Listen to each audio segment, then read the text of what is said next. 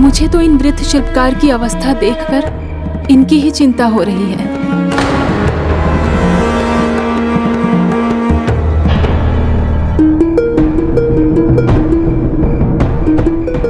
आश्चर्य, ये तो सीधे प्रभु नील माधव के कक्ष की ओर बढ़े जा रहे हैं। कहीं ये प्रभु के द्वार से आगे ना बढ़ जाए। हाँ बापू, मुझे भी लग रहा है ये इस कार्य को नहीं कर पाएंगे।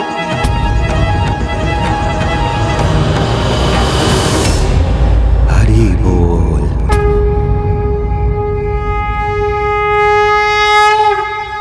राजन, द्वार यही है ना?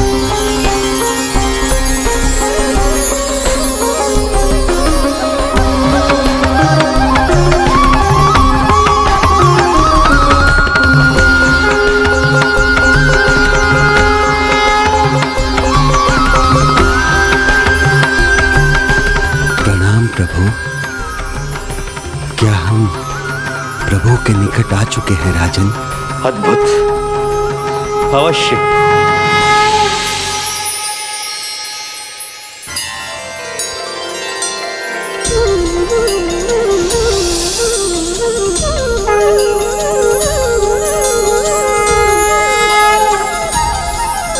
हे जग के नाथ, आप पर जिसकी कृपा हो वो कभी भटक नहीं सकता। आपको कोटि कोटि नमन।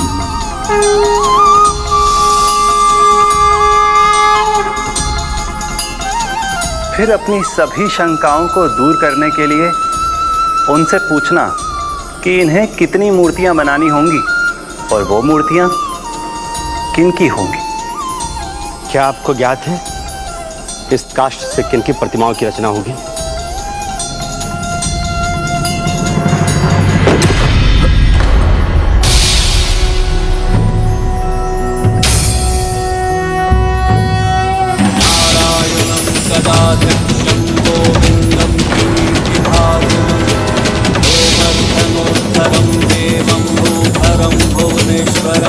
अद्भुत, सर्वथा अद्भुत।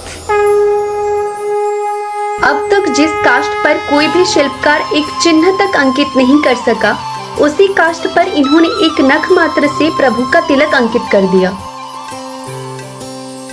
इस काष्ठ से 4 भव्य और दिव्य प्रतिमाएं बनेंगी।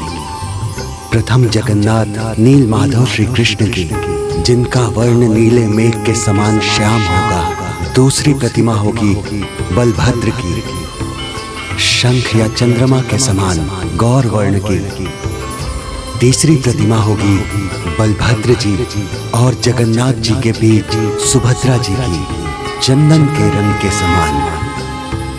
और चौथी प्रभु विष्णु के दिव्य अस्त्र सुदर्शन चक्र की, सुनहरे वर्ण की। शत शत नमन प्रभु नील माधव को, जिन्होंने हमारे पास इन्हें भेजने की कृपा की। प्रभु नील माधव की, प्रभु जय जगन्नाथ की, प्रभु नील माधव की। अर्थात आपको विश्वास है मुझ पर और ये कार्य आप मुझे सौंप रहे हैं। हाँ, मैं जान गया हूं, आपको मेरे प्रभु ने भेजा है। जहां प्रभु की इच्छा वही मेरी इच्छा। ये लीजिए, अपने औजार लीजिए। रुकिए राजन,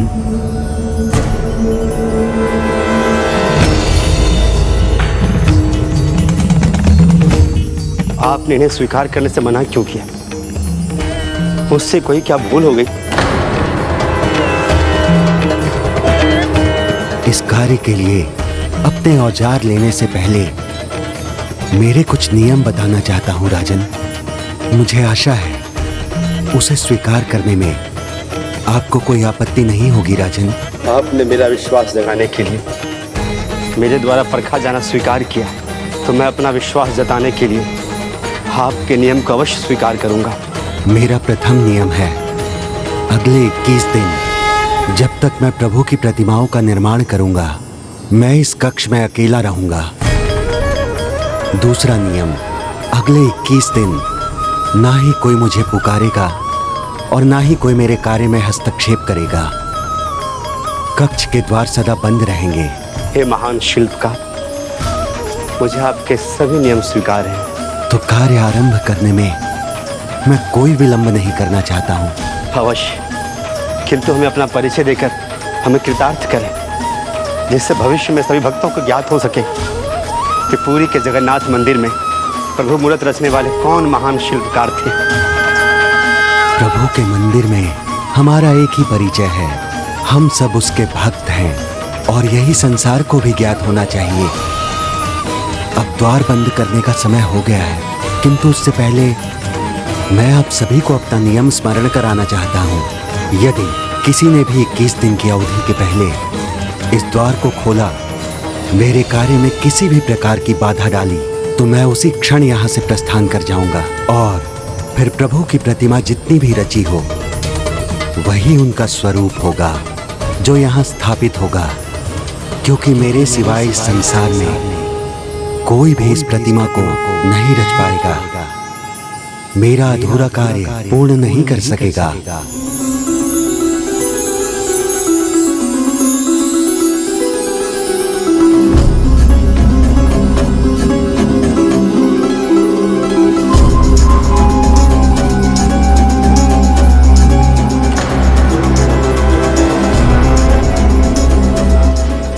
तो अंततः प्रभु मूर्त की रचना आरंभ होगी, किंतु शिल्पकार थे कौन? वो अन्य कोई नहीं, स्वयं देवताओं के शिल्पकार विश्वकर्मा जी थे। तो फिर उन्हें वृद्ध शिल्पकार का रूप धरकर आने की क्या आवश्यकता थी? ये सब प्रभु जगन्नाथ की लीला थी, जिससे प्रभु श्री कृष्ण ने अपने इस पावन धाम में अपने प्रतिमा के स्वरूप में देवर्षि नारद को जो कहा था वो सत्य हो। किंतु ये कैसे हुआ? मन की शंका जिज्ञासा बनती है, और जिज्ञासा इतनी सरलता से शांत नहीं होती। उसके लिए मनुष्य जो करता है उसमें भूल भी संभव है। महाराज, वो दुर्बल हैं, वृद्ध हैं, फिर भी आपने उनके सारे नियम स्वीकार कर लिए। वो प्रभु के कक्ष में अकेले रहेंगे, वो भी 21 दिन। वो ये कार्य कैसे करेंगे? वो योग्य अवश्य हैं, किंतु वो निरंतर कार्य कर सकेंगे इस दुर्बल शरीर के साथ? मुझे तो ये संभव नहीं लगता स्वामी। मैं आपकी चिंता समझता हूँ प्रिय, किंतु तनिक विचार कीजिए, हम इस यात्रा में जहाँ तक पहुँचे हैं, क्या वो आरंभ में संभव लगा था? क्या इस भव्य मंदिर का निर्माण करना मेरे लिए संभव था? मेरे अनुज विद्यापति प्रभु के विग्रह तक पहुंचकर उन्हें यहाँ लेकर आया, क्या ये संभव लगा था? किंतु ये प्रभु की ही कृपा है, जिसने सभी बाधाओं को मिटाकर असंभव को संभव कर दिया। इसलिए आप विश्वास मत खोइए, विश्वास रखिए, ये कार्य भी अवश्य संभव होगा। हाँ, यदि आप उन शिल्पकार के प्रति चिंतित हैं तो मैं स्वयं वहाँ स्थित रहूँगा, उस द्वार के बाहर। यदि उन्हें कोई भी आवश्यकता होगी तो मुझे पुकार के बुला लेंगे। भैया, ये कार्य आप मुझे और ललिता को सौंप दीजिए, हम वहाँ रहेंगे। महाराज, ये मेरा कर्तव्य है, मुझे रहना चाहिए वहाँ। नहीं, मेरी शंका के कारण आप सभी ये कष्ट क्यों सहेंगे? ये कार्य तो मुझे ही करना चाहिए, मुझे ही वहाँ रुकना चाहिए स्वामी। नहीं भाभी, मुझे वहाँ रुकना चाहिए। महाराज, मुझे आज्ञा दीजिए। महाराज नहीं, मुझे जाने दीजिए महाराज। महाराज, मुझे ये दायित्व दीजिए। महाराज, मुझे जाने दीजिए। आप लोग विवाद मत कीजिए, हम सब ने मिलकर कार्य किया मंदिर निर्माण का, तो यह कार्य हम सब मिलकर करेंगे। हम सब ने मिलकर कार्य किया मंदिर निर्माण का, तो यह कार्य हम सब मिलकर करेंगे। प्रभु, यहाँ सब कुछ आपकी लीला के अनुसार हो रहा है। अब मुझे आज्ञा दीजिए, जिससे मैं ये शुभ कार्य आरंभ करूं।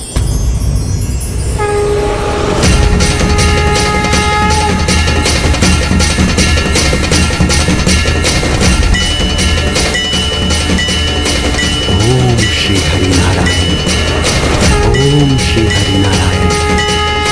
ये स्वर संकेत है कि प्रभु हम सबसे ये काम करवाना चाहते हैं। तो प्रथम बारी मेरी होनी चाहिए।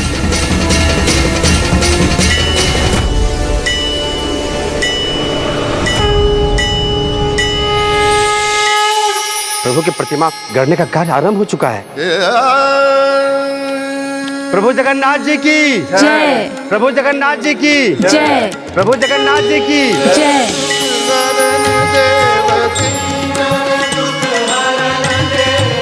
संतन हितकारी हरे कृष्णा हरे कृष्णा हरे कृष्णा कृष्णा कृष्णा हरे हरे हरे राम राम राम हरे हरे हरे कृष्णा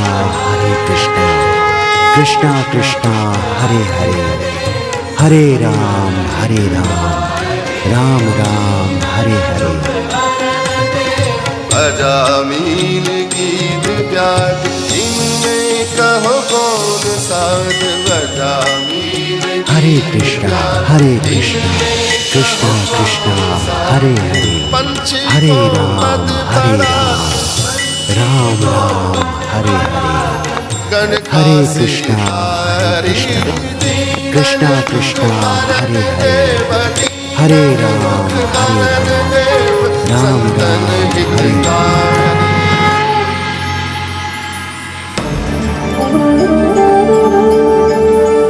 शिल्पकार जी निरंतर कार्य कर रहे हैं, जल ग्रहण करने के लिए भी बाहर नहीं आए।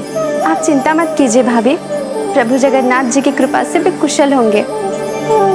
हरे कृष्णा कृष्णा कृष्णा हरे हरे हरे राम हरे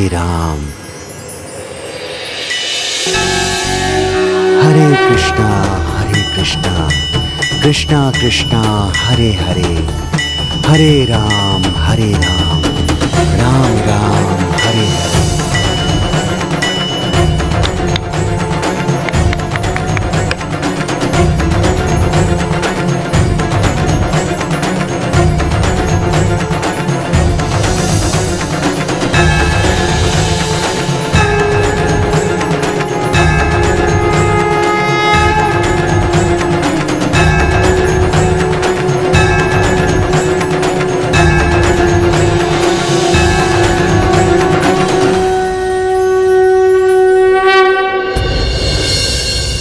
फिर क्या हुआ?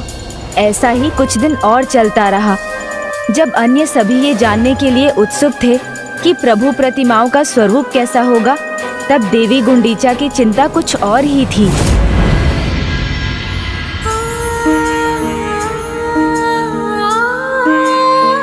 उनके औजारों की ध्वनि निरंतर कम होती जा रही है। मैं बस ये चाहती हूँ वो स्वस्थ हो और इस कार्य को संपन्न कर सकें। मेरा मन अधीर हो रहा है। प्रभु की प्रतिमाओं का स्वरूप कितना मनोहर होगा। मुझे पूर्ण विश्वास है प्रभु के इन स्वरूप का दर्शन बहुत सुखदायी होगा। उनके शुभ दर्शन से सभी भक्तों के मन तृप्त होंगे।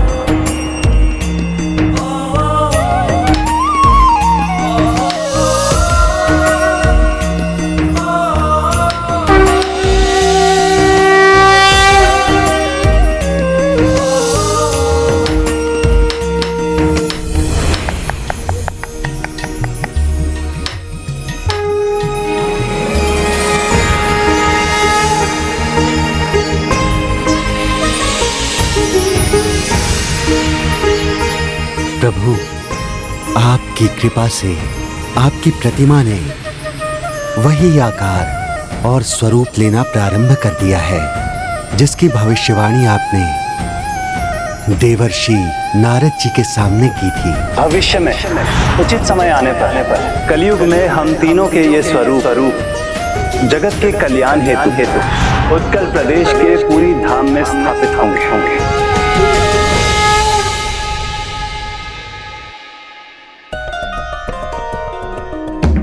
उन्होंने कार्य रोक दिया है स्वामी। जब से आरंभ किया था तब से ये प्रथम बारी हुआ है। ना कोई स्वर, ना ही कोई ध्वनि सुनाई दे रही है भीतर से। प्रभु, अब बस कुछ अंतिम कार्य के बाद आपकी प्रतिमाएं आपकी इच्छा अनुसार अंतिम रूप ले लेंगी। कितना आनंददायक और मनोहर होगा वो क्षण जब आपका ये स्वरूप संसार के सामने होगा। नारायण नारायण, हरि प्रभु नारायण। पधारिए देवर्षि नारद, बहुत उचित समय पर आए हैं आप। क्योंकि प्रभु ने आपसे जो कहा था वो सत्य होने वाला है। आपके मन की ये इच्छा भविष्य की आवश्यकता है देवर्षि नारद, जो अवश्य पूर्ण होगी। अर्थात प्रभु अब जगत को आपके जगन्नाथ स्वरूप के दर्शन होने जा रहे हैं। किंतु देवशिल्पी विश्वकर्मा जी दुविधा में हैं। प्रतिमाओं का रूप और आकार अब वैसा ही है जैसा होना चाहिए, किंतु जब तक कोई हस्तक्षेप नहीं होता तब तक वो कार्य नहीं रुक सकता।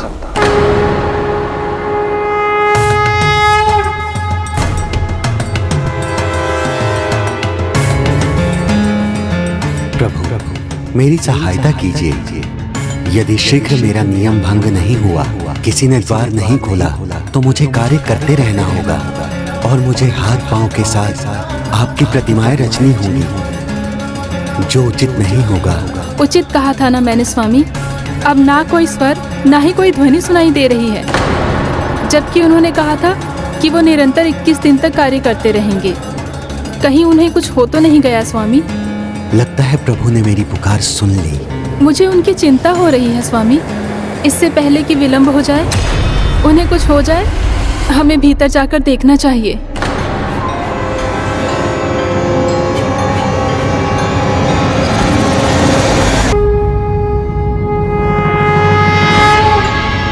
मुझे अपने प्रभु पे पूर्ण विश्वास, वो जो भी करेंगे भला ही करेंगे। हमें चिंता करने की कोई आवश्यकता नहीं है प्रिय। प्रभु का आशीर्वाद है हमारे साथ। मुझे विश्वास है कि वो भीतर स्वस्थ और सकुशल होंगे।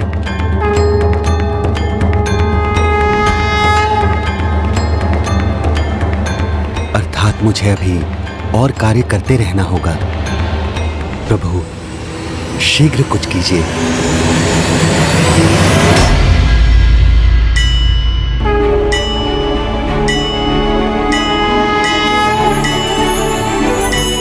देखा, उन्हें कुछ नहीं हुआ है। वो अपने कार्य के निरीक्षण के लिए कुछ देर के लिए रुके भर होंगे। अब आप लोग जाइए और विश्राम कीजिए। मैं यहीं रहूंगा। नहीं स्वामी, मुझे विश्राम की आवश्यकता नहीं। मुझे यहीं रुकना चाहिए। ये मेरी बारी है। उचित है देवी, किंतु आप चिंता मत कीजिएगा। उन्हें जब रुकना होगा तभी रुकेंगे।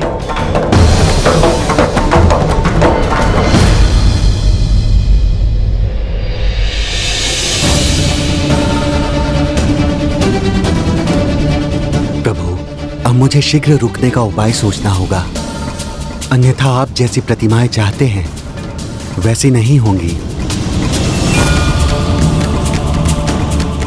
नारायण नारायण। प्रभु अब तो आप ही कुछ कीजिए।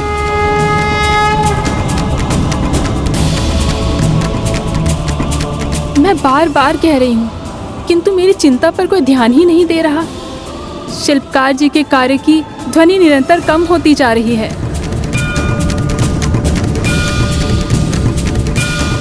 प्रभु अब तो मेरे करने के लिए कुछ अधिक शेष नहीं है।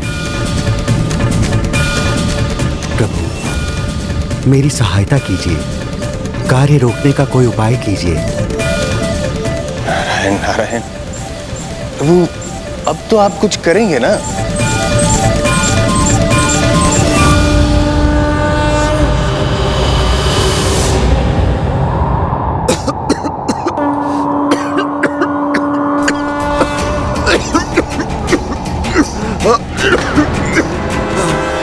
शिल्पकार जी का स्वास्थ्य बिगड़ रहा है। क्या करूं? मैं सभी को बुला लूं? किंतु आप चिंता मत कीजिएगा। उन्हें जब रुकना होगा तभी रुकेंगे।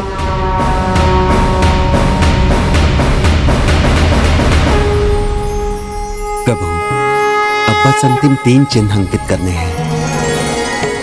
अब कुछ शेष नहीं रह जाएगा। अब सहायता में देर मत कीजिए।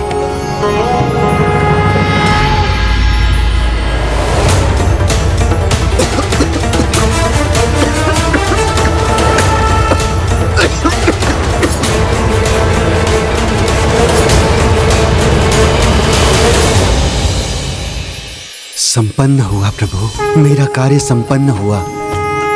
अब आप नहीं रोकेंगे तो आपकी प्रतिमाओं का स्वरूप उस रूप से भिन्न होगा जो आपने देवर्षि नारद को दिखाया था। चिंता मत कीजिए देवर्षि, जो भी होगा नियति के अनुसार ही होगा। किंतु क्या होने जा रहा है? यदि विश्वकर्मा जी ने और कार्य किया तो सब कुछ बदल जाएगा माते। प्रतिमाएं वैसी नहीं रहेगी जैसी होनी चाहिए।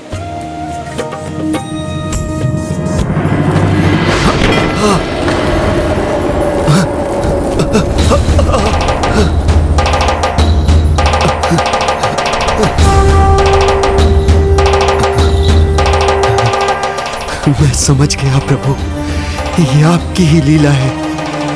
साधारण नहीं थी वो ध्वनि, जैसे कोई भारी औजार गिरा हो। रात भर शिल्पकार जी के खांसने की ध्वनि निरंतर आती रही। मुझे लगता है वो कुशल नहीं है, उन्हें जरूर कुछ हुआ है। इतनी देर से भीतर से किसी गति का आभास ही नहीं हो रहा। लगता है मेरा संदेह सत्य है। मुझे अंदर जाकर देखना चाहिए। नहीं, किंतु अगर मैंने ऐसा कुछ किया तो उनका नियम भंग हो जाएगा।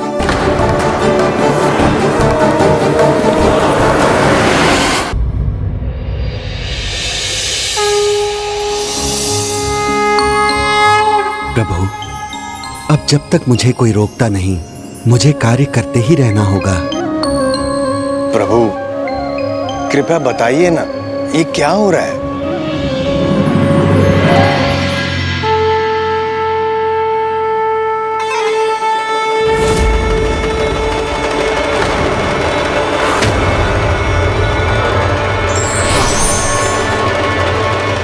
शिल्पकार जी, शिल्पकार जी,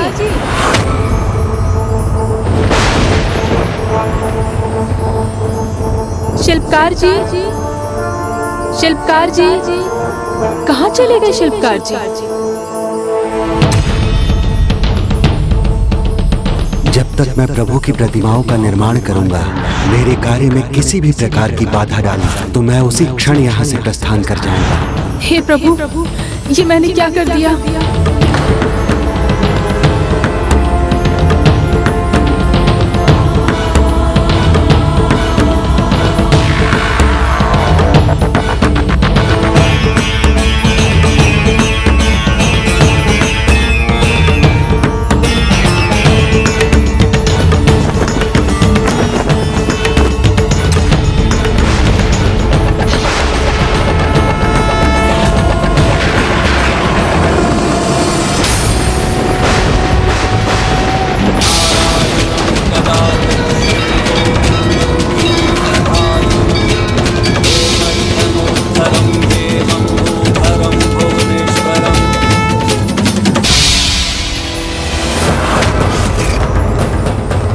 प्रभु की प्रतिमाएं तो अधूरी रह गई।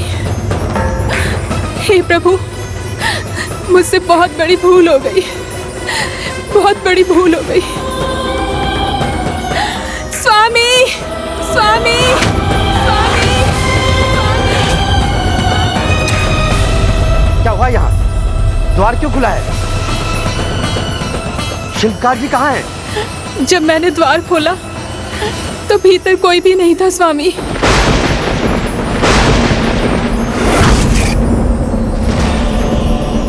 किंतु अभी तो 15 दिन ही हुए थे, आपने द्वार क्यों खोला?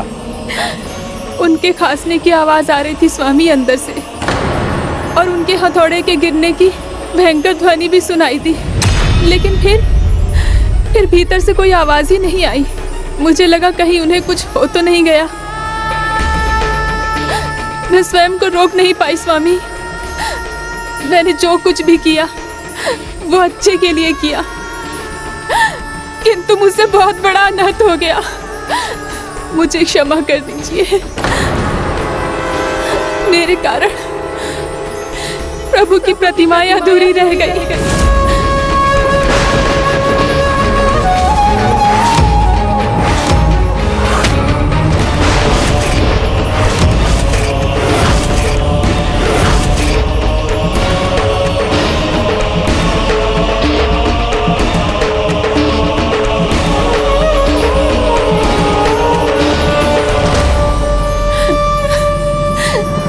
हाँ भैया, भाभी उचित कह रही है। प्रभु की इन प्रतिमाओं के ना तो हाथ है ना पांव। अब ये प्रतिमाएं कैसे पूर्ण होंगी? मुझसे ही दोष हुआ है स्वामी, ये मेरे कारण ही हुआ है। प्रभु, ये क्या हो गया? अब क्या करें प्रभु?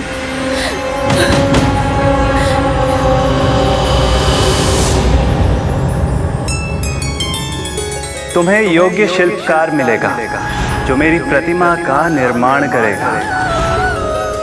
मुझ पर विश्वास हो तभी ये कार्य मुझे सौंपने का निर्णय लीजिएगा महाराज। मैं प्रभु कार्य के लिए उनकी इच्छा से यहाँ आया हूँ। मेरे कार्य में किसी भी प्रकार की बाधा डाली तो मैं उसी क्षण यहाँ से प्रस्थान कर जाऊंगा और फिर प्रभु की प्रतिमा जितनी भी रची हो वही उनका स्वरूप होगा जो यहाँ स्थापित होगा।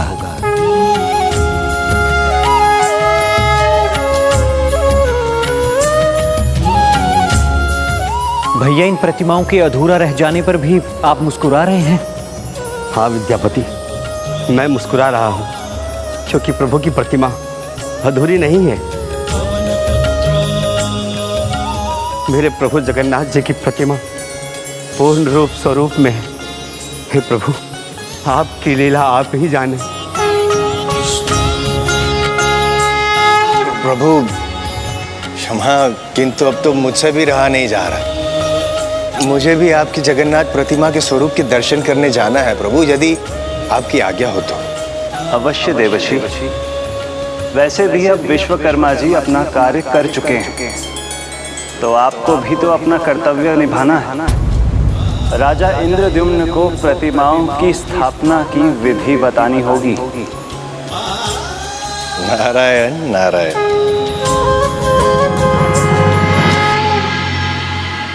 यही प्रभु की इच्छा है, इसी रूप में प्रभु की प्रतिमा स्थापित होनी है। राजन, क्या आपको पूर्ण विश्वास है? कहीं आप मेरी भूल तो नहीं छिपा रहे स्वामी? नहीं देवी, तनिक विचार कीजिए। अभी तक जो भी कार्य हुआ प्रभु की इच्छा के अनुसार ही हुआ। फिर आपके द्वारा द्वार खोलकर हस्तक्षेप करना उनकी इच्छा के विपरीत कैसे हो सकता है?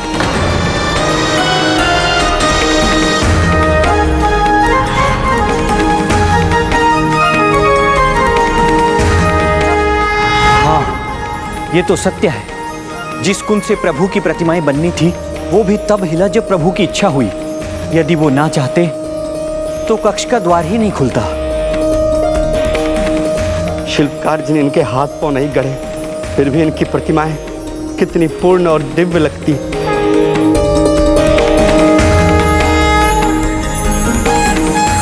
नारायण नारायण।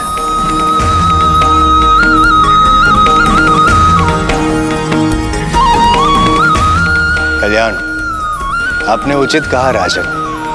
प्रभु जगन्नाथ की प्रतिमा तो दिव्य ही होगी।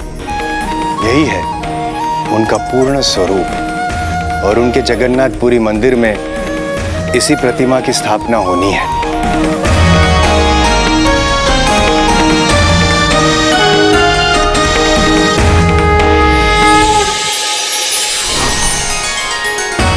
माता रोहिणी के मुख से राधा जी की कथा सुनकर प्रभु बलभद्र जी, सुभद्रा जी इसी प्रकार भावनाओं के अतिरिक्त में बह गए थे।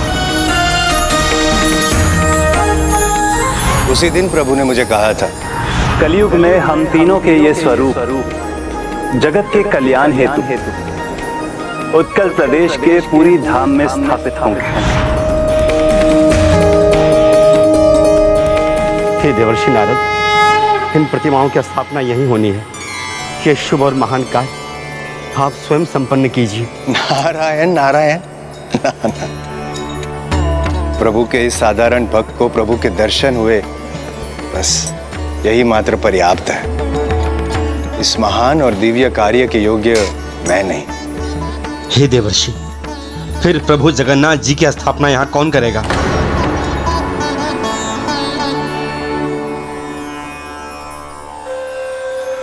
इस पवित्र धाम में प्रभु जगन्नाथ जी की स्थापना किसी दिव्य और महान ब्राह्मण के द्वारा ही होनी चाहिए। वो संपूर्ण सृष्टि में केवल एक ही है और वो है इस सृष्टि के रचयिता परम पूज्य ब्रह्मा जी। ब्रह्मा जी, ब्रह्मा जी, ब्रह्मा जी।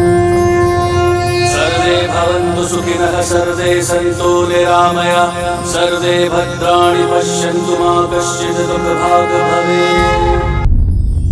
इस पवित्र धाम में प्रभु जगन्नाथ जी की स्थापना किसी दिव्य और महान ब्राह्मण के द्वारा ही होनी चाहिए। वो संपूर्ण सृष्टि में केवल एक ही है और वो है सृष्टि के रचयिता परम पूज्य ब्रह्मा जी। सर्वे भवन्तु सुखिनः, सर्वे सन्तु निरामया, सर्वे भद्राणि पश्यन्तु मा कश्चित् दुःखभाग् भवेत्। ब्रह्मदेव, हे देवर्षि, आपका सुझाव अद्भुत है। इससे अधिक प्रसन्नता की बात और क्या हो सकती है। किंतु मैं ब्रह्मदेव को आमंत्रित कैसे करूंगा? आमंत्रण तो स्वयं जाकर ही दिया जाता है ना राजन। ब्रह्मलोक? मैं? किंतु कोई मनुष्य ब्रह्मलोक कैसे जा सकता है प्रभु? मैं नहीं, हम। मैं आपके साथ स्वयं चलूंगा ब्रह्मलोक।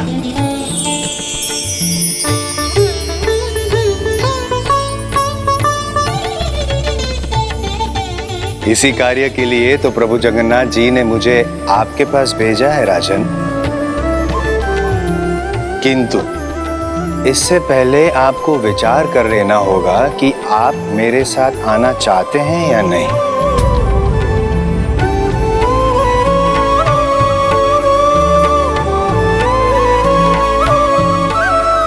इसमें भला विचार करने का क्या कारण हो सकता है देवर्षि? इससे अधिक हर्ष की बात मेरे लिए क्या हो सकती? स्वयं ब्रह्मदेव आकर प्रभु की स्थापना का शुभ कार्य संपन्न कराएंगे। इस कार्य के बाद मेरा तो जीवन सफल हो जाएगा। तो मैं ब्रह्मदेव को आमंत्रित करने के लिए अवश्य जाना चाहूंगा। नारायण नारायण। कदाचित आप समझे नहीं राजन। मैं पुनः कहता हूं, आपको सोच समझकर उत्तर देना होगा, क्योंकि जब हम ब्रह्मलोक से लौटेंगे तब इस सृष्टि की सदियां बीत चुकी होगी। आपके सभी संबंधी अपना जीवन जी चुके होंगे।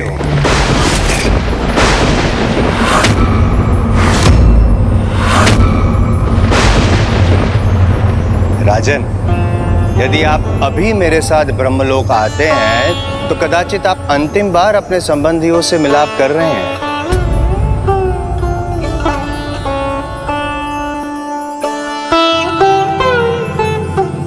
और उस समय आपके राज्य में राजा भी कोई और होगा और राज भी किसी और का होगा।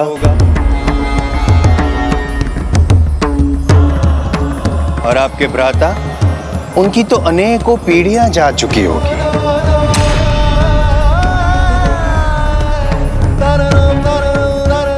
क्या आपको ये स्वीकार है?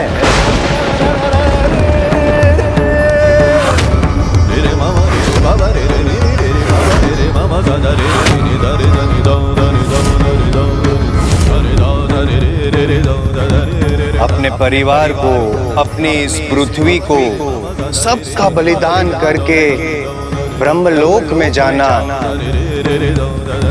क्या आपको ये स्वीकार है राजा?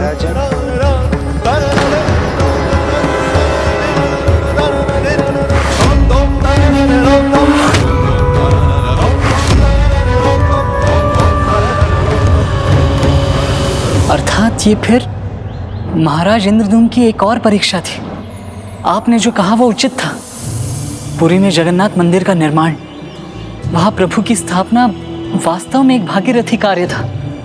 महाराज इंद्रद्युम्न और उनके परिवार को अनेकों परीक्षाएं देनी पड़ रही थी और अब काफी अंतिम परीक्षा अत्यंत कठिन थी, जहाँ अपने परिजनों के साथ अपने जीवन का भी त्याग करना था। तो फिर क्या चुनाव किया महाराज इंद्रद्युम्न ने? सब कुछ त्याग कर ब्रह्मलोक जाने के लिए तैयार हुए वो, तब तो महाराज इंद्रद्युम्न सोच विचार में डूब गए होंगे ना। अपने सभी परिजनों को छोड़कर ब्रह्मलोक जाने का निर्णय लेना सरल तो कदापि नहीं रहा होगा, ना उनके लिए और न ही उनके परिजनों के लिए। संसार को प्रभु जगन्नाथ जी के महान धाम से वंचित नहीं कर सकता। धर्म, मोह और माया का अंत कर जीवन के निर्मल अर्थ से अवगत कराता है। हे देवर्षि नारद, मैं ब्रह्मलोक अवश्य जाऊंगा। स्वामी,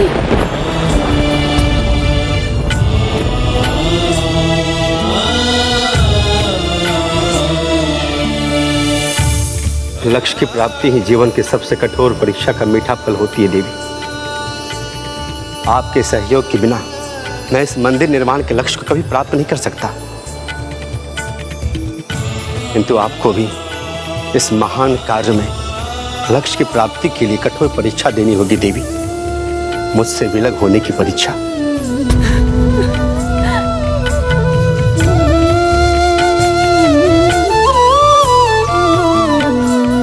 स्वामी, अर्धांगिनी हूँ आपके कार्य, धर्म और लक्ष्य की प्राप्ति में मैं भी उत्तरदायी हूँ। जब तक मेरी श्वास चलेगी मैं निरंतर तपस्या करूंगी कि आपके ब्रह्मलोक की यात्रा सफल हो।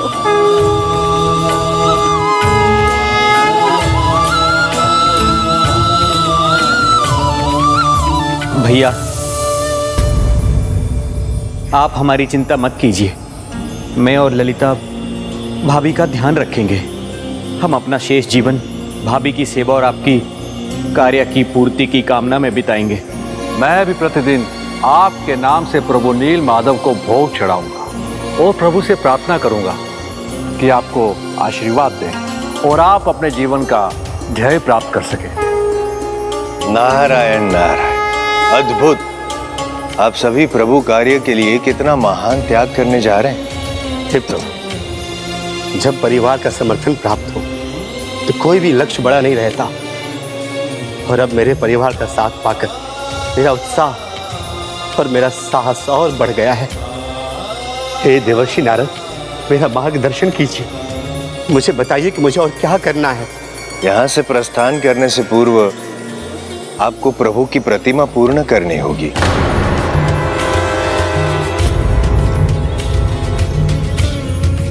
प्रतिमा पूर्ण करनी होगी स्वामी को, किंतु कैसे? नील माधव विग्रह को प्रभु की इस प्रतिमा में स्थान देकर राजन, तभी तो श्री जगन्नाथ स्वरूप में संपूर्ण जगत नील माधव के दर्शन कर पाएगा। यही तो चाहते हैं ना आप राजन? किंतु देवर्षि, प्रतिमा निर्माण के बाद ये कैसे संभव होगा? नारायण नारायण, प्रभु जगन्नाथ और प्रभु नील माधव की प्रतिमा में भेद कहाँ है? बस उनका एक होकर देखा जाना ही शेष है, जिसके लिए आपको नीलांचल क्षेत्रों में 100 कुएं बनवाने होंगे और यज्ञ करवाना होगा, और उन 100 कुओं के जल से आपको प्रभु जगन्नाथ जी का अभिषेक करना होगा। तभी प्रभु नील माधव विग्रह को आप प्रभु जगन्नाथ जी की प्रतिमा में समाहित कर पाएंगे। और जब प्रभु की प्रतिमा स्थापना के लिए पूर्ण होगी, तब आप ब्रह्मलोक की यात्रा करके स्वयं ब्रह्मदेव को प्रभु की स्थापना के लिए आमंत्रित कर पाएंगे।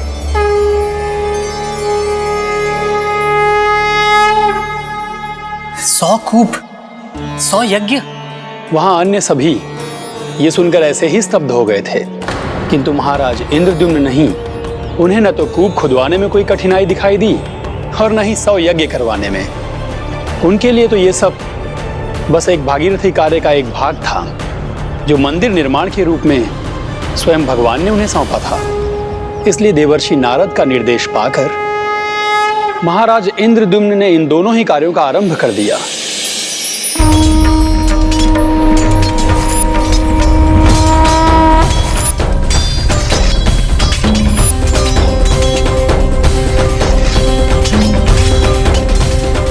महाराज इंद्रद्युम्न ने यज्ञ स्थल को भी स्वयं अपने ही हाथों से स्वच्छ करने में जुट गए। फिर विधि पूर्वक यज्ञ आरंभ हुआ, जिसके मंत्रोच्चार से संपूर्ण वातावरण गुंजायमान हो उठा।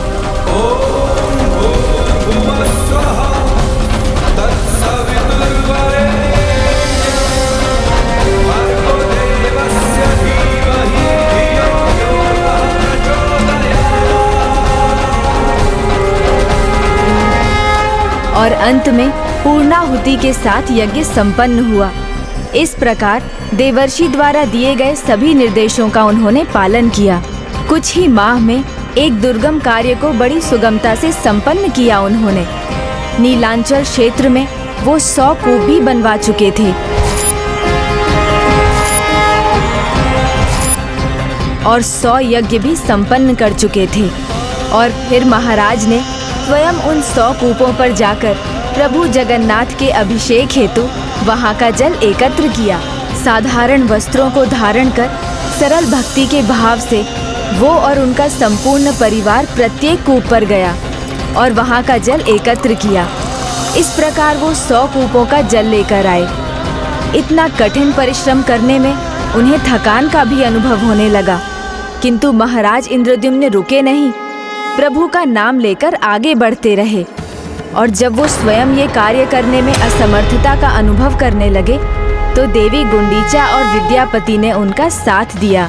महाराज को प्रभु के महान भक्त विश्ववसु और देवी ललिता का साथ भी प्राप्त था, जो निरंतर प्रभु सेवा में उनका हाथ बटाते थे। भू श्री जगन्नाथ नीलमाधव की जय।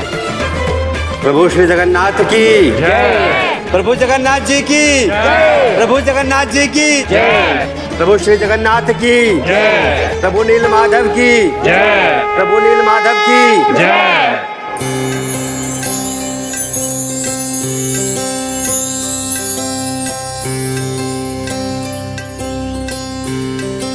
जब किसी को इतना सहयोग प्राप्त हो और वो स्वयं अपने लक्ष्य के प्रति जागरूक हो तो सफलता दूर नहीं रहती। प्रभु, नीलांचल क्षेत्र में बने मेरे द्वारा 100 कूपों का जल में ले आया। अब कृपा कर मुझे अपने प्रभु नील माधव विग्रह को अपने प्रतिमा में समाहित करने की अनुमति दीजिए, जिससे दोनों एक हो सके।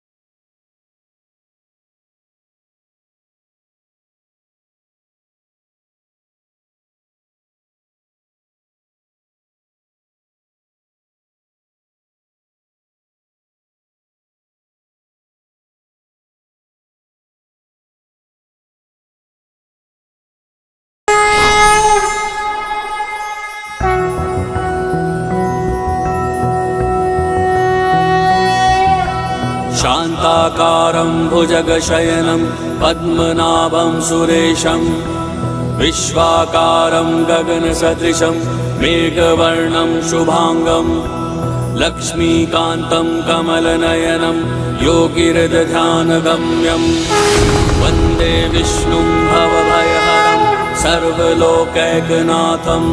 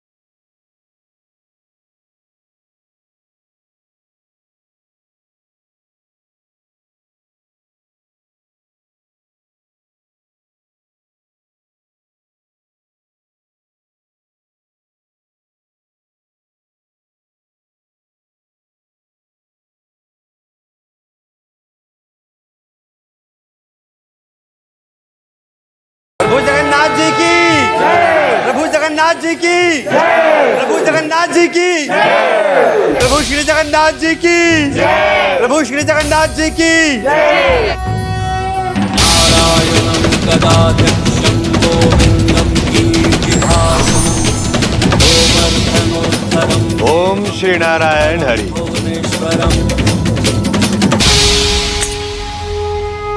प्रणाम देवर्षि नारद।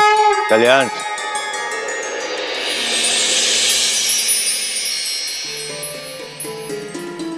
इस पवित्र धाम में प्रभु जगन्नाथ जी की स्थापना किसी दिव्य और महान ब्राह्मण के द्वारा ही होनी चाहिए, और वो है ब्रह्मा जी।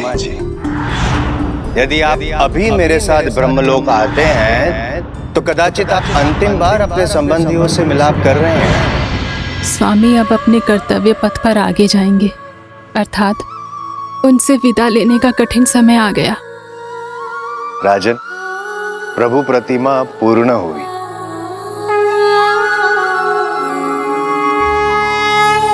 और मंदिर में स्थापना के लिए तैयार है। आपके मार्गदर्शन और आपकी सहायता के लिए आपको कोटि कोटि धन्यवाद। ना ना ना ना, धन्यवाद अभी नहीं। अभी तो मेरा मुख्य मार्गदर्शन शेष है, आपको ब्रह्मलोक पहुंचाने का। क्या राजन आप उसके लिए तैयार हैं?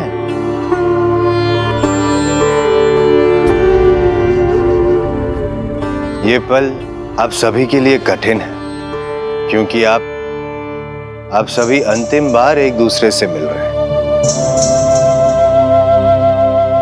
विदा लेना असंभव सा लग रहा होगा ना?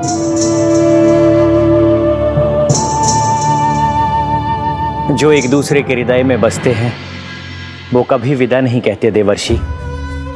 हाँ देवर्षि, हम एक दूसरे के पास न होकर भी सदा साथ रहेंगे। एक दूसरे के हृदय में सदा वास करेंगे। सर्वथा उचित कहा आपने। विद्यापति, देवी ललिता, आप सभी को बुलाना असंभव है। प्रभु जगन्नाथ जी के मंदिर के निर्माण में आपने जो श्रम किया है और विश्व वसु जी की अटल भक्ति, उसके कारण प्रभु जगन्नाथ जी के हृदय में आपके लिए एक विशेष स्थान है। देवी गुंडीचा, आप भी इस प्रभु कार्य में कभी पीछे नहीं रही है और अभी भी अपना पूर्ण योगदान दे रही है। किंतु मुझे ऐसा आभास हो रहा है कि प्रभु के इस कार्य में आपका भाग अभी भी बाकी है, क्योंकि प्रभु के हृदय में आपका भी अत्यंत महत्व स्थान है और शीघ्र ही जगन्नाथपुरी में आपका भी अनूठा स्थान होगा। देवर्षि, प्रभु का आशीर्वाद पाकर मैं तो धन्य हो जाऊंगी, किंतु अभी मेरे मन में सिर्फ एक ही इच्छा है, मेरे स्वामी की ब्रह्मलोक यात्रा सफल हो। तब हमें प्रस्थान करना चाहिए। और हाँ, जब हम ब्रह्मदेव जी के साथ यहाँ पुनः लौटेंगे जगन्नाथ जी की प्रतिमा की स्थापना के लिए, तब तक मंदिर के द्वार बंद रहेंगे। उचित है, हम इस बात का ध्यान रखेंगे। महारानी, मैं आपको, ललिता और विद्यापति को अपने साथ अपने कबीले ले जाऊंगा।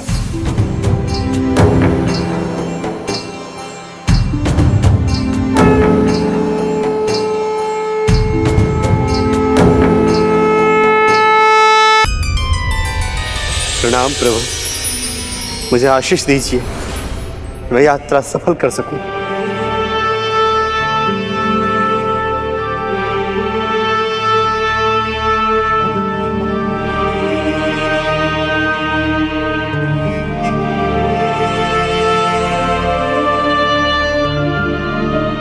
प्रणाम भक्त शिरोमणि विश्व वसु जी।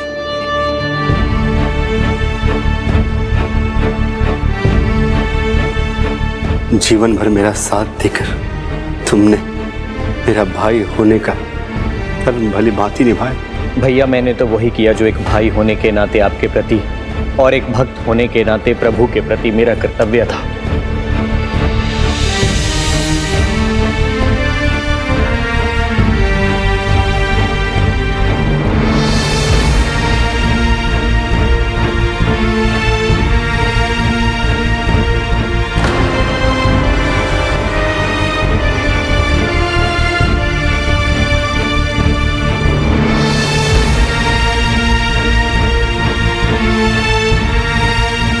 स्वामी, आप तनिक भी चिंता मत कीजिएगा। जब आप वापस आएंगे तो मुझे नहीं पाएंगे, किंतु मैं वचन देती हूँ कि ये शरीर तो नश्वर है, ये मिट भी जाए, परंतु मैं आपकी प्रतीक्षा करूंगी।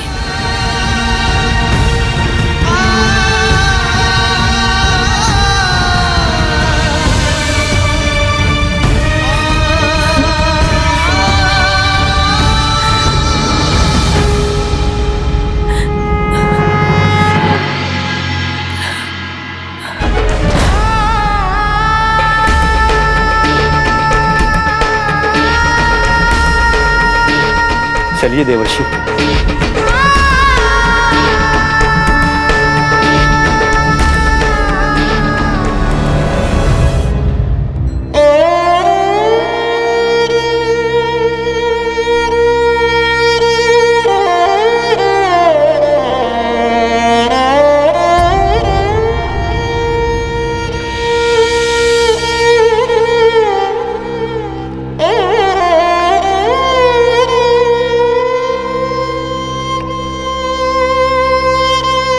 अपने प्रियजनों से विलग होकर महाराज इंद्रद्युम्न देवर्षि के साथ ब्रह्मलोक यात्रा के लिए निकल चुके थे और इस पूरी यात्रा में वो हरि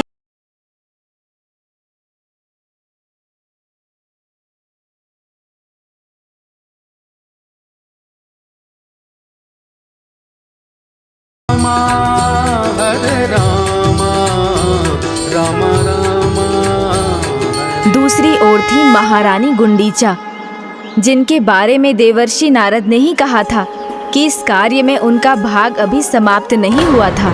वो भी कुछ ऐसा असाधारण करने वाली थी जिससे वो भी अपने पति की यात्रा में सहायक बने।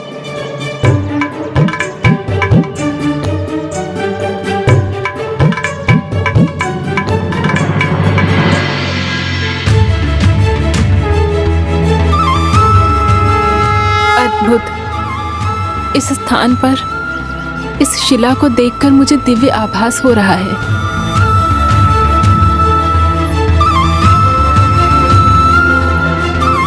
भाभी, ये वही स्थान है जहां पर मैंने यात्रा के मध्य में प्रभु से मार्गदर्शन करने की प्रार्थना की थी और तब मुझे प्रभु ने दिशा दिखाई थी। तो कदाचित यही प्रभु मेरा भी मार्गदर्शन करने की कृपा करेंगे।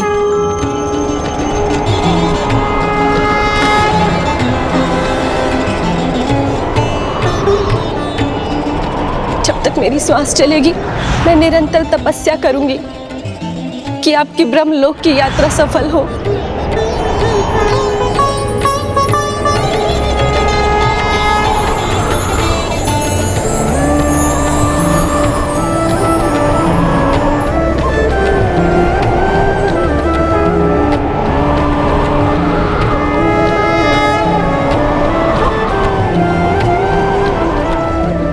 मुझे प्रभु ने संकेत भेज दिया है। वही स्थान है जहां मैं तपस्या करूंगी।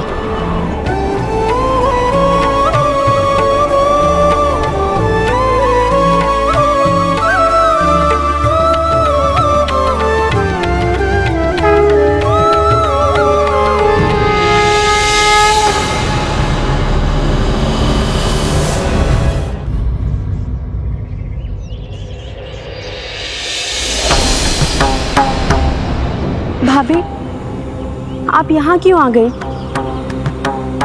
हे देवर्षि, अब इस पर्वत को पार कर आगे कैसे जाना है? अर्धांगिनी के सुकर्मों की शक्ति अर्धांग को भी प्राप्त होती है राजन। पति धर्म के मार्ग पे चले हैं, ये तो होना ही था। मैं यही ध्यान समाधि में लीन रहूंगी।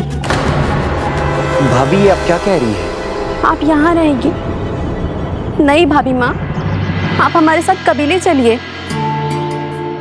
यदि प्रभु ने इन्हें यहीं रहकर ध्यान करने की प्रेरणा दी है तो हमें इनका समर्थन करना चाहिए। मैंने स्वामी को वचन दिया था कि जब तक मेरी श्वास चलेगी मैं स्वामी की सफलता के लिए तपस्या करूंगी।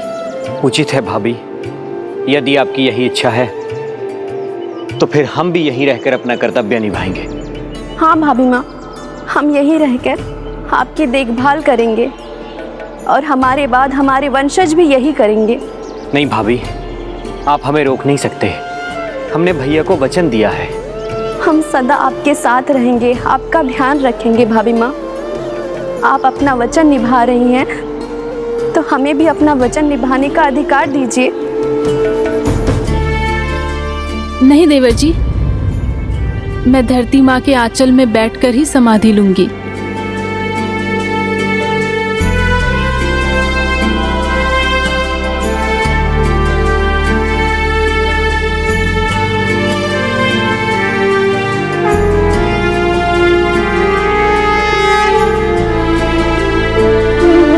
हे प्रभु, कृपा कीजिए, स्वामी को ब्रह्मलोक पहुंचकर ब्रह्मदेव को आमंत्रित करने में सफलता प्रदान कीजिए। हाथ दीजिए अपना।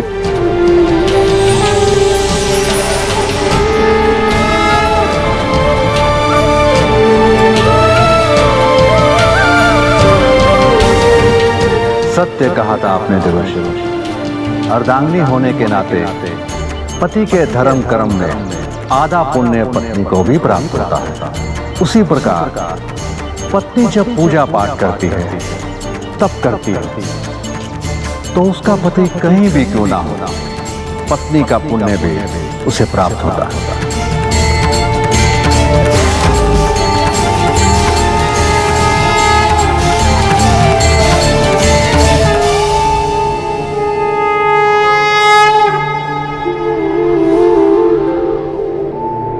ओम श्री हरि नारायण। ओम श्री हरि नारायण।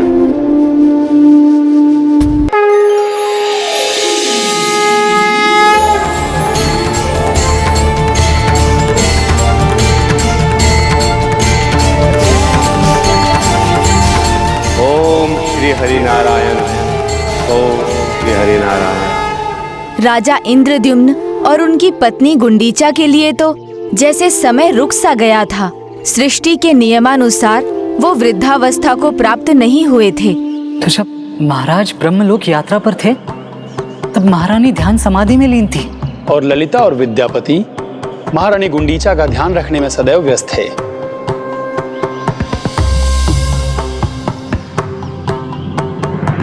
शीघ्र ही ललिता और विद्यापति को एक पुत्र की प्राप्ति हुई।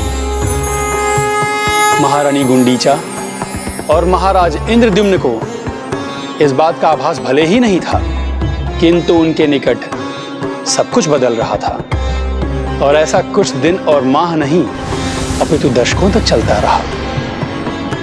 देखते ही देखते उनका पुत्र युवक बना, उसका विवाह हुआ और वो भी देवी गुंडीचा का ध्यान रखने में अपने माता पिता का हाथ बटाने लगा, जो सब कुछ भूलकर प्रभु की साधना में लीन रही।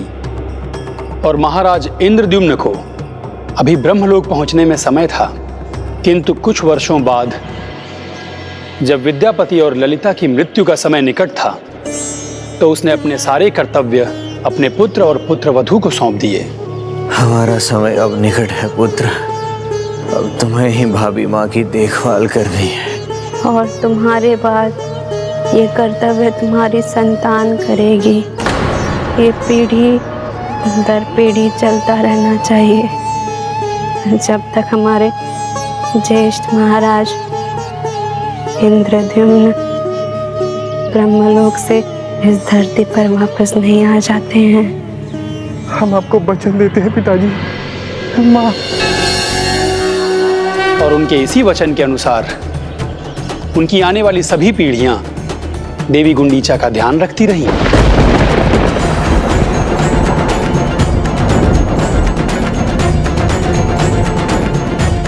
और फिर वो दिन आ ही गया जब महाराज इंद्रद्युम्न देवर्षि नारद के साथ ब्रह्मलोक पहुंच गए।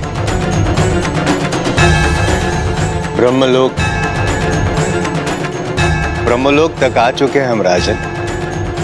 ब्रह्मलोक तक लाने का कार्य मेरा था राजन, इसीलिए मैं आगे था। अब कार्य आपको संपन्न करना है तो आपको आगे जाना होगा। प्रस्थान कीजिए राजन।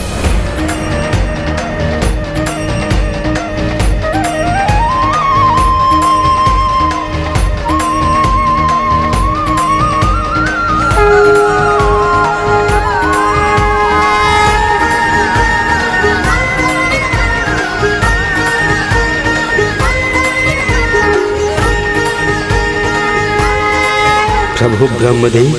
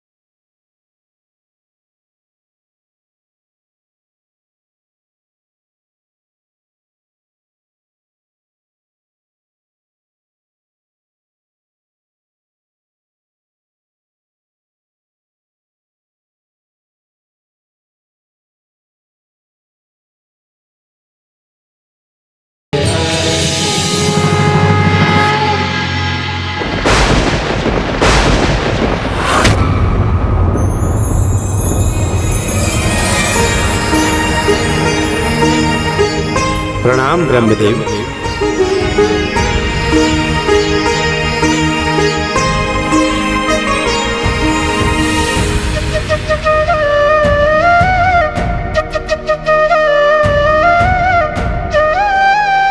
अति सुंदर कृष्ण स्तुति का गान किया है आपने राजन। हे प्रभु, सृष्टि के रचयिता, मुझे क्षमा करें। मुझे आभास ही नहीं हुआ, आपके समक्ष अनायास ही मेरे मुख से श्री कृष्ण की स्तुति निकल गई। किंतु विवश हूँ प्रभु, जब भी मेरे मन में भक्ति भाव आता है तो अपने प्रभु श्री जगन्नाथ का नाम ही लेता हूँ। इसलिए जब आपको देखकर मेरे मन में भक्ति भाव उमड़ा तो प्रभु श्री कृष्ण की स्तुति ही जीवा पर आ गई। क्षमा कीजिए ब्रह्मदेव, मुझे नहीं, राजन को। भक्त अपना आराध्य का नाम जपे बिना कहाँ रह पाता है। बहुत लंबी यात्रा की है इन्होंने, पूरी यात्रा सिर्फ हरि नाम ही जपते रहे, तो आपके समक्ष आने के पश्चात भी हरि नाम हरि नाम। रुकिए देवर्षि, विचलित मत होइए। भक्त की भक्ति सर्वोपरि है, वो भगवान की किसी भी रूप की क्यों ना हो। मैं तो इनकी सरल भक्ति से बहुत प्रभावित हूँ। हे प्रभु, यदि ये सत्य है और आप मुझसे प्रसन्न हैं तो कृपया मेरे। आपका निमंत्रण मुझे स्वीकार है राजन। आप यहाँ क्यों आए हैं इसका कारण मुझे ज्ञात है। मैं भी आपके द्वारा बनाए गए जगन्नाथ मंदिर की स्थापना के लिए अति उत्साहित हूँ।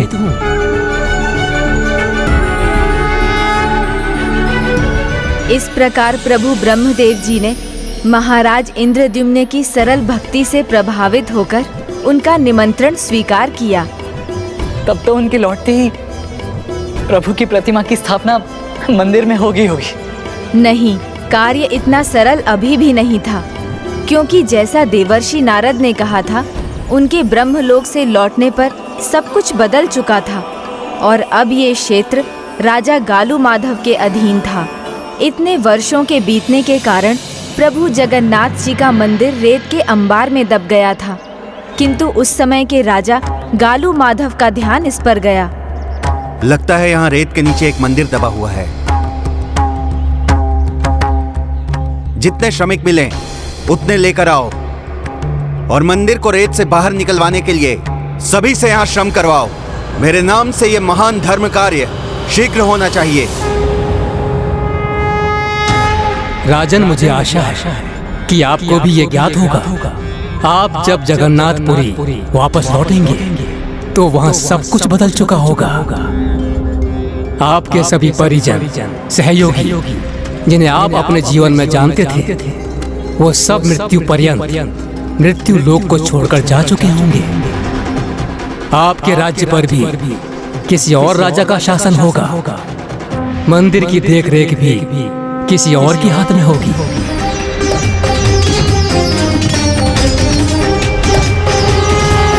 प्रभु, जब मैं वहां से निकला था तभी अपने सभी मोह बंधन को तोड़कर निकला था। मेरे सामने एक ही ध्येय है, प्रभु के मंदिर की स्थापना और पूरी का अलौकिक धाम लौकिक धाम बने, जहां उनके सभी भक्त प्रभु के दर्शन प्राप्त कर सके। इससे अधिक मेरी कोई इच्छा नहीं है प्रभु। ना मुझे राज्य चाहिए, ना ही मंदिर के देखरेख का उत्तरदायित्व। इस मंदिर को धरती के गर्भ से ढूंढकर बाहर निकालना ही मेरी सबसे बड़ी और महान उपलब्धि होगी और सदा मुझे इसके लिए स्मरण किया जाएगा और मेरा नाम भी इस मंदिर के साथ अमर हो जाएगा।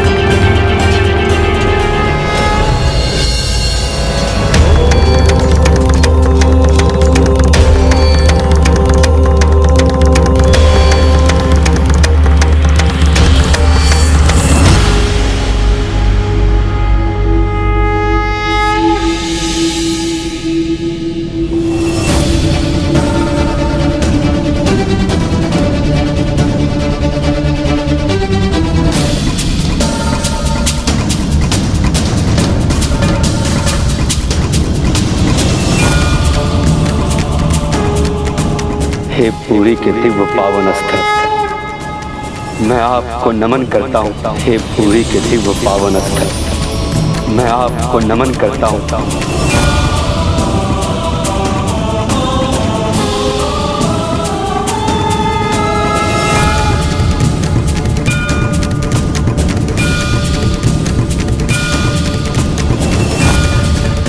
और जैसे ही महाराज इंद्रद्युम्न ने देवर्षि और ब्रह्मदेव के साथ पुरी की पावन धरती पर अपने पांव रखे, देवी गुंडीचा भी ध्यान समाधि से बाहर आ गई। उन्हें अपने पति के लौटने का आभास हो गया।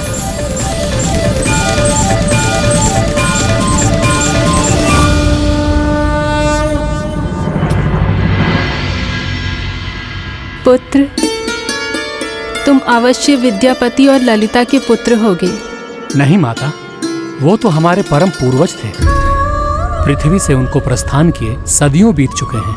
हमारे माता पिता ने हमें आपका ध्यान रखने का आदेश दिया है। बताइए माता, हम आपकी क्या सेवा करें? पुत्री, मुझे जगन्नाथपुरी ले चलो। मुझे आभास हो रहा है मेरे स्वामी लौट आए हैं।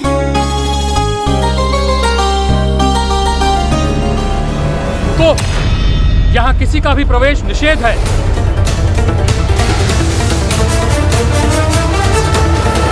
मुझे रोकना उचित नहीं है सैनिक। उचित अनुचित का निर्णय तुम नहीं, हमारे महाराज करते हैं।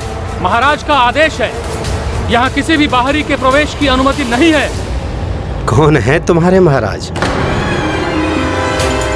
अपना संपूर्ण बल एकत्र करो और खोल दो इस द्वार को। और जोर लगाओ।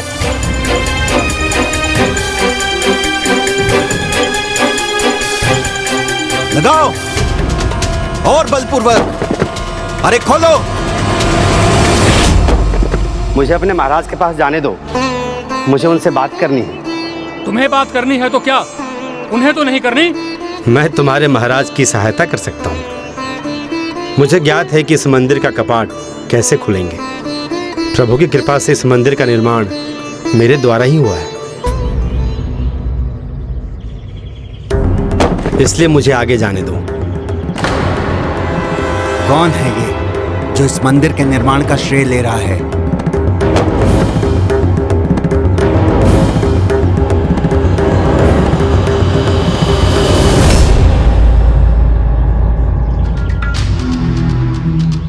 प्रणाम महाराज। इस मंदिर को रेत के सागर से निकालने वाला मैं हूँ और तुम इस पर अपना दावा कर रहे हो। मैं जो कह रहा हूँ वो सत्य है महाराज। सहस्त्रों वर्ष पहले मैं इंद्रद्युम्न यहाँ का राजा था। प्रभु नील माधव का आशीर्वाद और राम भक्त महाबली हनुमान जी की सहायता से मैंने प्रभु जगन्नाथ जी के इस मंदिर का निर्माण किया था। सहस्त्रों वर्ष पहले यही कहा ना तुमने? और ये भी ना कि स्वयं भगवान आए थे तुम्हारे सहायक बनने। तुम जो भी हो, तुम्हारा ये झूठ सुनने वाला यहाँ कोई भी नहीं है। प्रभु के इस मंदिर में अपना नाम अंकित करने की लालसा है तुम्हें।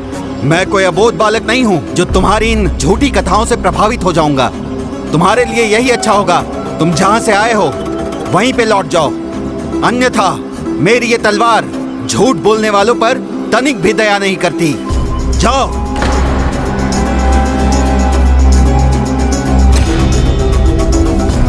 ब्रह्मदेव, अब आप ही कुछ कीजिए। राजा इंद्रद्युम्न निशस्त्र है, संकट में है। सहसा विदधीत न क्रियाम विवेकः परमा पदाम पदम वृणते ही विमृश्य कारिणाम गुणलुब्धा स्वमेव संपदा। जो सोच विचार के भक्ति भाव से कार्य करते हैं उनके साथ सदा भगवान होते हैं, और जिसके साथ स्वयं प्रभु जगन्नाथ जी का आशीर्वाद हो उसे भला कैसा भय। सुना नहीं मैंने क्या कहा? उल्टे पांव यहाँ से लौट जाओ। मेरा विश्वास कीजिए, मैंने जो भी कहा है उसका एक एक शब्द सत्य है। प्रभु जगन्नाथ जी की कृपा से मैंने इस मंदिर का निर्माण किया है और उनकी कृपा से ही आज प्रभु की प्रतिमा की स्थापना होगी। जय श्री जगन्नाथ, जय श्री जगन्नाथ। जय श्री रुक जगन्नाथ। जाओ, मैंने कहा रुक जाओ, आगे मत बढ़ो। जय जगन्नाथ, जय श्री जगन्नाथ, जय श्री जगन्नाथ।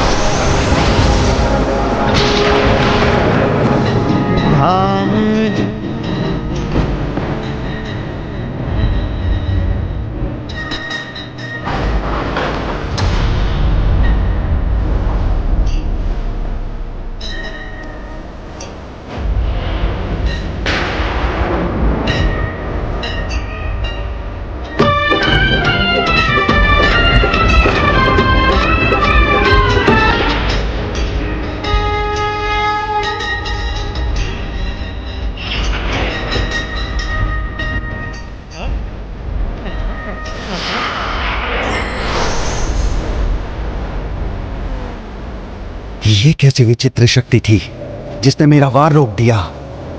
तो क्या ये मंदिर का द्वार भी खोल सकेगा?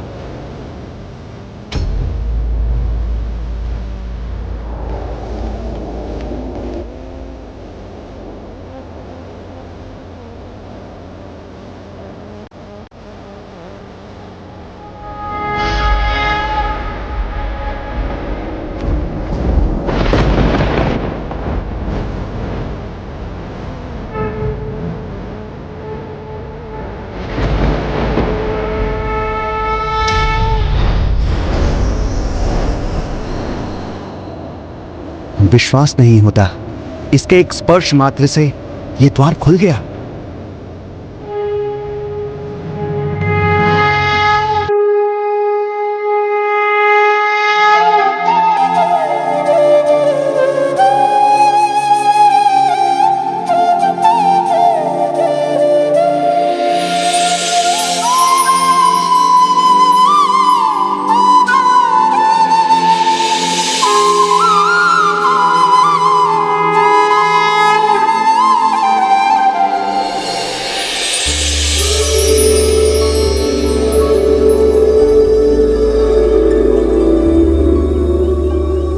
मैं लौट आया प्रभु, मैं लौट आया। कौन हो तुम? मैंने जो परिचय दिया था वो उचित नहीं था। मेरा वास्तविक परिचय बस इतना है, मैं प्रभु का मात्र एक भक्त हूँ और प्रभु कार्य के लिए ब्रह्मलोक की यात्रा से लौटकर आया हूँ। परिहास कर रहे हो? ब्रह्मलोक तक कोई नहीं पहुंच सकता और ना ही वहां से कोई लौट सकता है।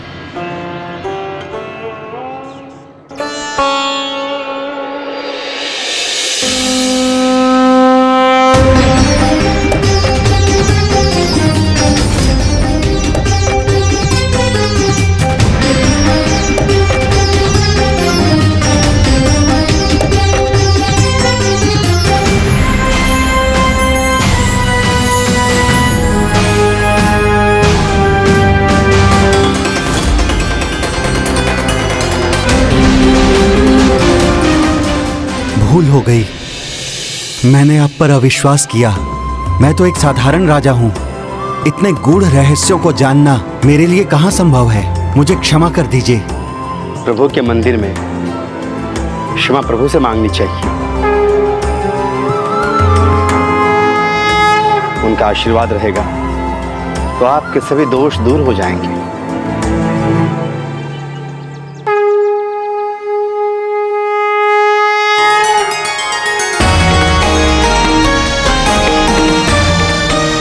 प्रणाम ब्रह्मदेव, प्रणाम देवर्षि।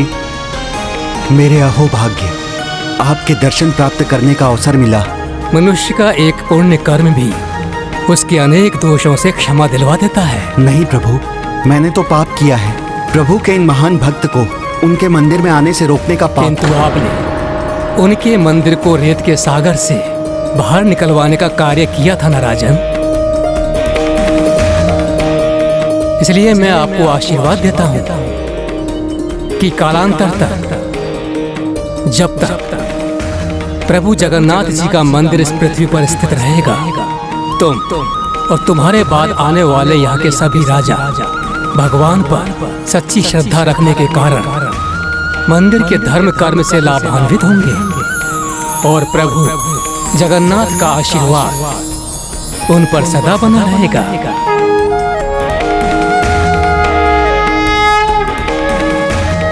इतने सशस्त्र सैनिक और स्वयं महाराज गालू माधव अपने खड़ग के साथ खड़े, किंतु फिर भी कोई महाराज इंद्रद्युम्न को स्पर्श भी नहीं कर सका। अर्थात जो प्रभु श्री जगन्नाथ जी पर पूर्ण विश्वास रखता है, प्रभु उसका हाथ सदैव थामे रखते हैं। भगवान श्री जगन्नाथ की शरण में जो कोई भी जाता है, प्रभु उसका साथ कभी नहीं छोड़ते। अंततः महाराज इंद्रद्युम्न के जीवन का उद्देश्य पूर्ण होने वाला था। आपके आदेशानुसार मैं 100 कूपों का जल ले आया हूं। आपकी आज्ञा हो तो प्रतिमा की स्थापना आरंभ कर सकते हैं।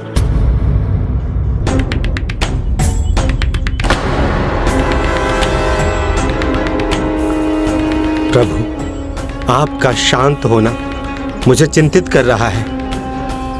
मुझसे ऐसी क्या भूल हो गई है? क्या है जो छूट रहा है? वत्स, तुम्हारे द्वारा पूजा स्थापना के लिए तुम्हारे साथ अर्धांगिनी का होना अनिवार्य है। विवाहित दंपत्ति जब एक साथ यज्ञ में बैठते हैं तभी उसे पूर्ण माना जाता है।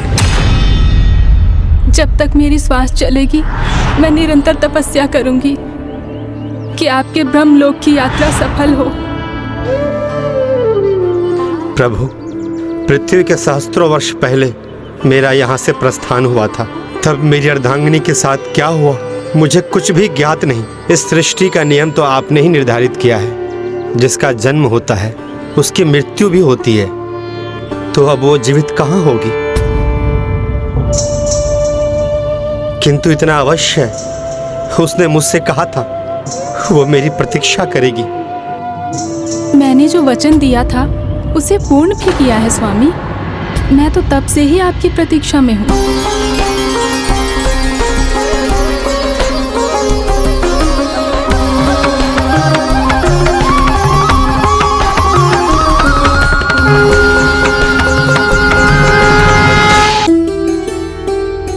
प्रणाम ब्रह्मदेव, प्रणाम देवर्षि।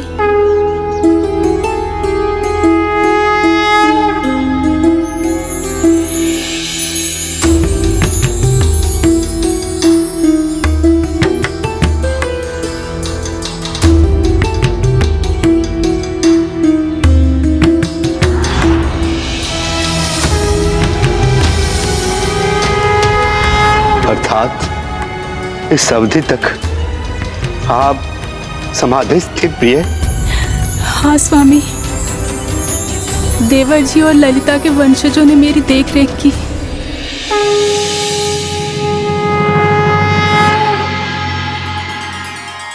जब आप दोनों यहाँ उपस्थित हैं तो हमें स्थापना यज्ञ संपन्न कर लेना चाहिए।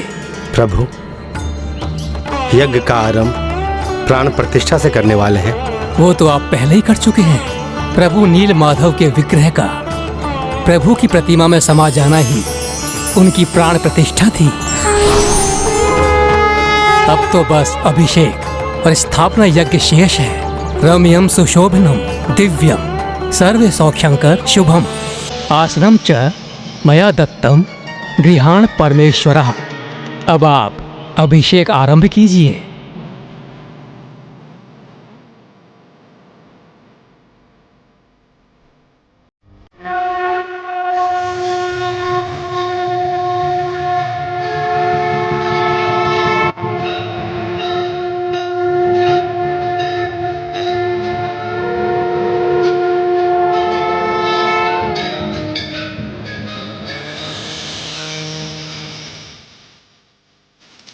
गंगा सरस्वती रेवा पयोसणी नर्मदा जल है स्नापितो असि मया देव तथा शांति कुरुषु में मंदाग्न्यास्त यद्धारी सर्व पाप हरम शुभम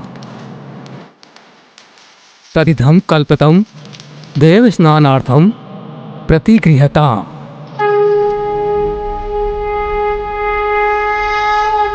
ओम आसन ग्रहण कीजिए।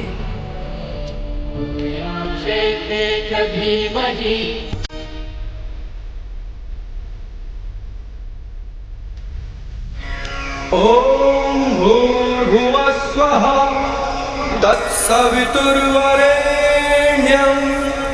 भर्गो देवस्य धीमहि धियो यो नः प्रचोदयात्।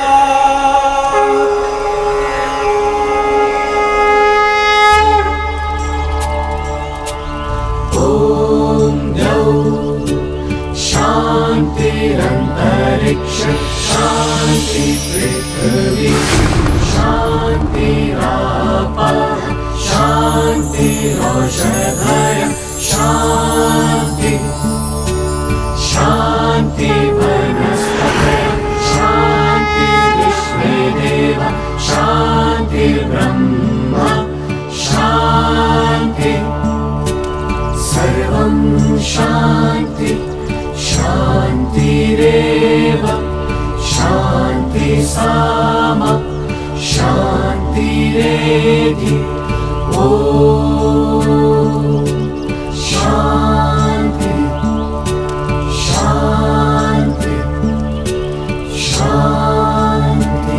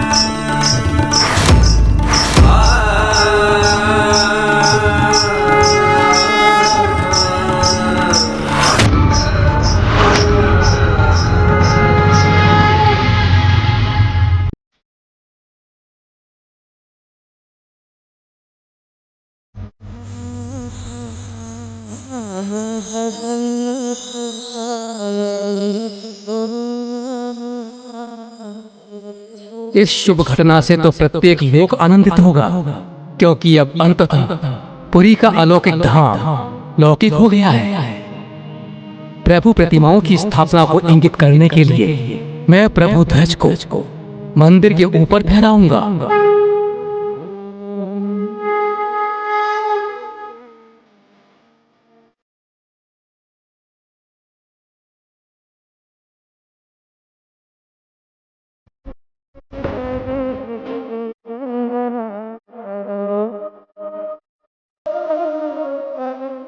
नारायण नारायण। वायु विरुद्ध फहराने वाला ये प्रभु ध्वज इस बात को सूचित करता है कि परिस्थिति कितनी भी विपरीत क्यों न हो, संपूर्ण संसार में प्रभु भक्त के विरोधी कितने भी क्यों न हो, किंतु प्रभु हमेशा अच्छे और बुरे समय में अपने भक्तों का साथ अवश्य देते हैं। नारायण नारायण नारायण।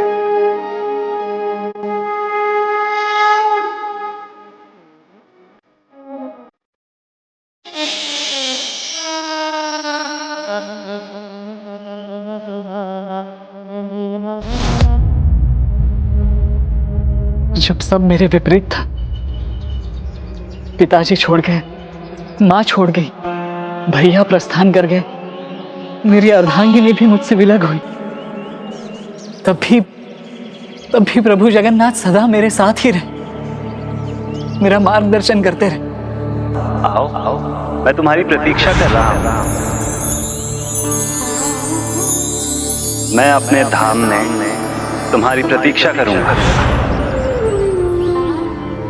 इस प्रकार प्रभु जगन्नाथ जी के मंदिर की स्थापना हुई, किंतु अभी महाराज इंद्रद्युम्न और उनकी पत्नी गुंडीचा को उनकी अटूट भक्ति का फल मिलना शेष था। प्रभु आपका कोटि कोटि धन्यवाद। आपके आशीर्वाद से ही हम अपने जीवन का उद्देश्य पूरा कर सके। अब कृपा कर हमें साक्षात दर्शन देकर मोक्ष प्रदान करें प्रभु।